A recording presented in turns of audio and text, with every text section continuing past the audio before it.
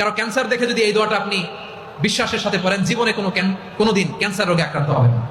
অন্যের বিপদ যদি দেখেন, এটার জন্য একটা দোয়া আছে। অনেক সময় আমরা দেখি হাসপাতালে ক্যান্সারের থার্ড স্টেজে চলে গেছে, লোকটা হ্যাংলা হয়ে চিকন হয়ে হায়রে কি কষ্ট পায়, দেখি না? বিষ্ণু বলে একটা দোয়া যদি কেউ অন্যের কোনো বিপদ দেখে পড়ে, ওই বিপদ তার জীবনে কখনো আসবে না। শুনবেন? শোনার আগ্রহ আছে? অনেক সময় হয় যে আমরা মহাসড়ক দিয়ে যখন চড়ি, দুর্ঘটনায়, আইরে আল্লাহ, দুর্ঘটনায় মানুষের মাথা একদিকে, দেহ আরেকদিকে, ব্লিডিং, এরকম হয় না? আল্লাহ তুমি হেফাজত করো।